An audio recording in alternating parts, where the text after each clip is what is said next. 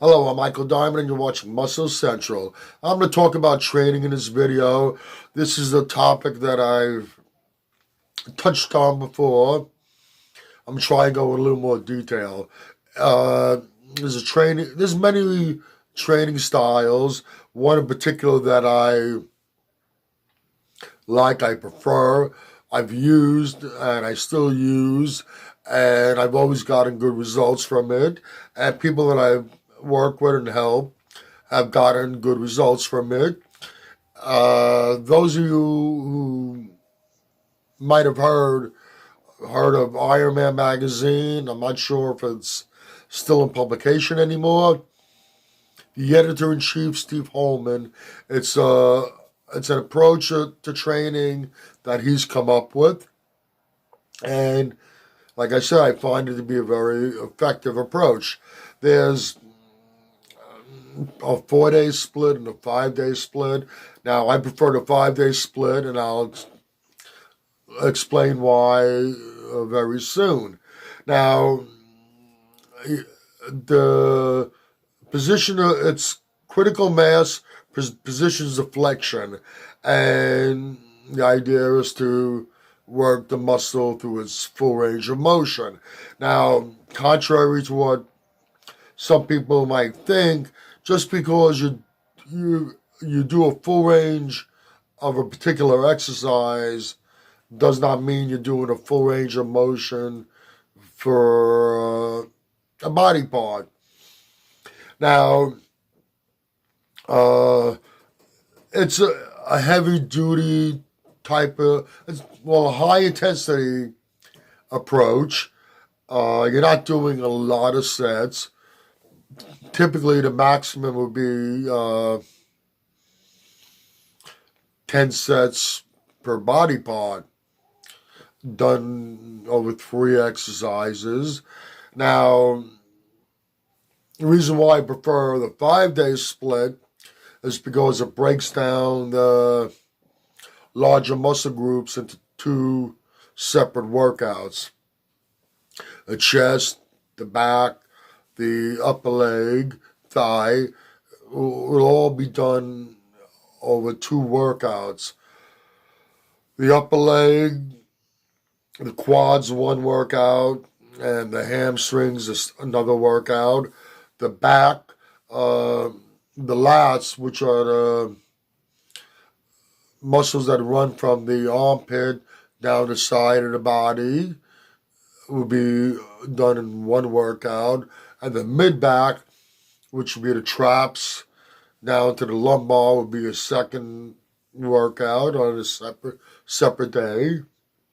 And the chest, the upper section of the chest will be done on one day, and the lower section will be done on the other day. Now, I like this because the benefit to that approach is, let's take the chest for example.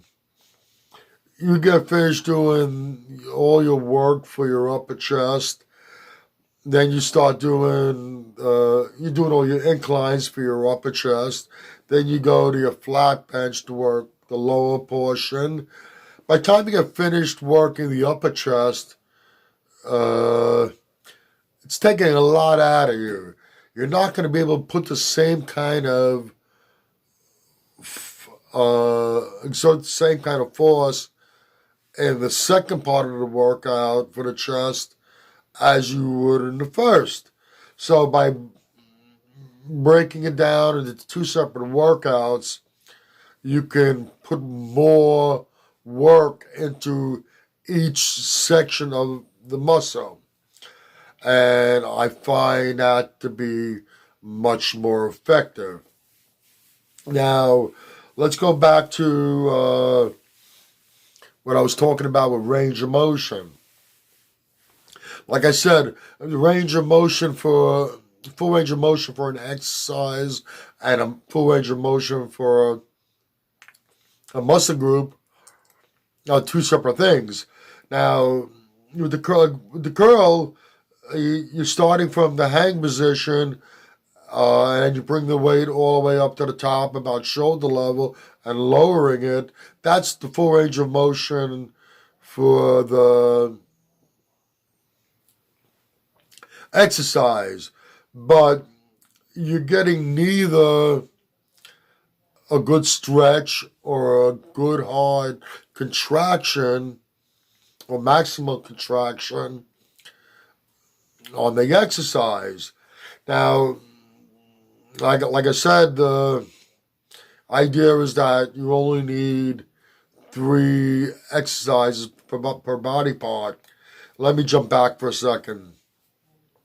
When I talked about the chest and the back, which we're looking at the upper and lower chest as 2 separate body parts, and with the back, we're looking at the back, the lats, and the mid back as 2 separate body parts. So you're going to only need 3 exercises for each body part or section of a body part to achieve what we're trying to achieve.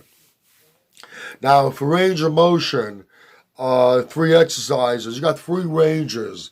You got the mid-range, which is giving you neither a good full stretch or a good hard maximum contraction.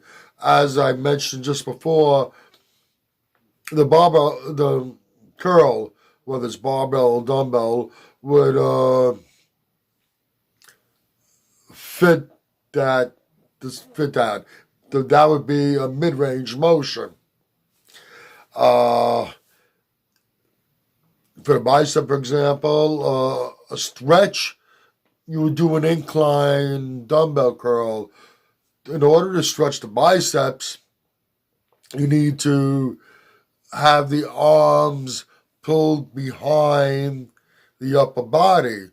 Like I said, the incline curl, in the hang position, the arms are hanging behind the body, and that provides a good stretch in the muscle, but you're not going to get a maximum contraction. To get a maximum contraction, the closer the bicep is to the head, the harder the contraction you're going to get. So you're not doing a lot of exercises. You're not doing a lot of sets. Like I said, you do a maximum of 10 sets per exercise. It is a high intensity type of approach. You can use force reps, drop sets, or whatnot to totally fatigue the muscle. Or what I like about it is the fact that because you're only using 3 exercises per body part, which is all you need. Once you work the muscle fully from the stretch position, once you work it fully from the mid-range position, and once you work it fully from the contracted position, and you've done your work.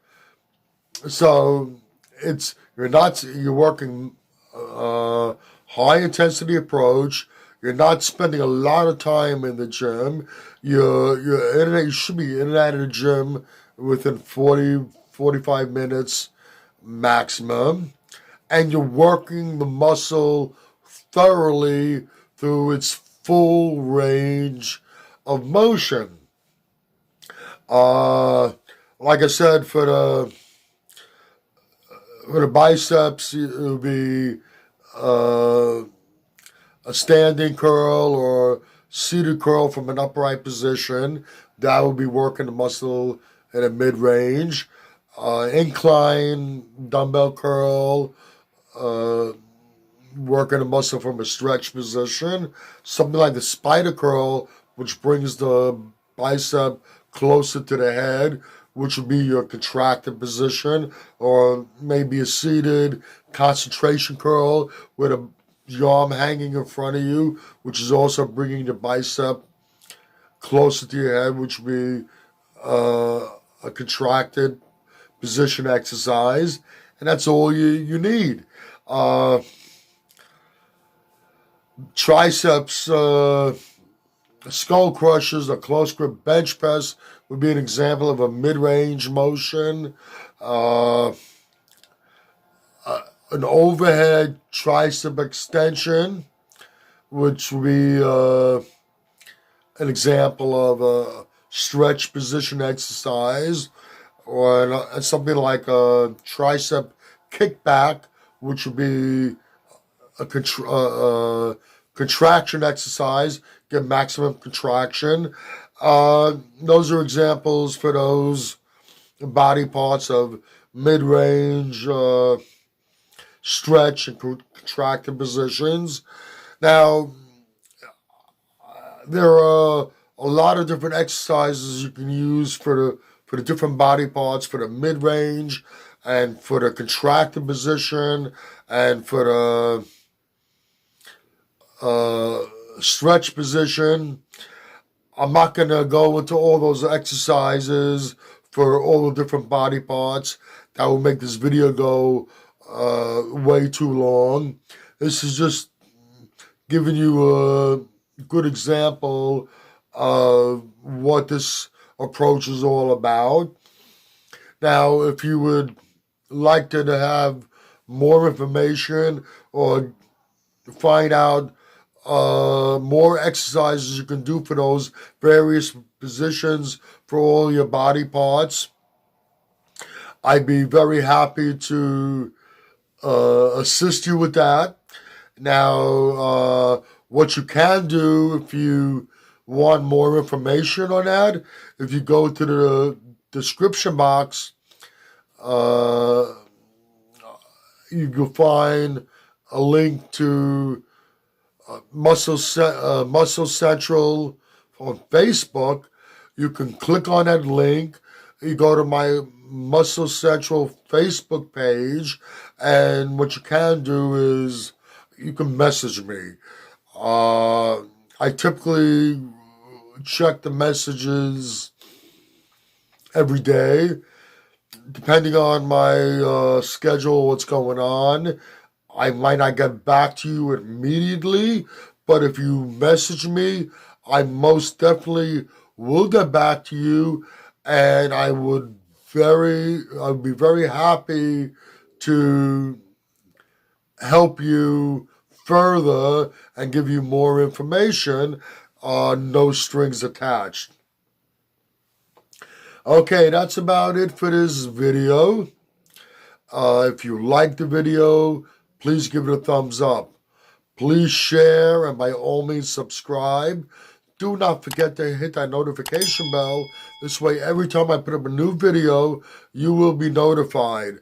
Also, in the description box, you'll find links to Species Nutrition, the top of the line best nutritional products you're going to find out there, and a link to Mr. Potts Protein, the best protein-packed snacks you're going to find out there.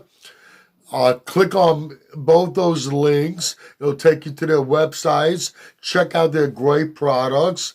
And that's it. Once again, this is Michael Diamond, and I'd like to thank you for watching Muscle Central.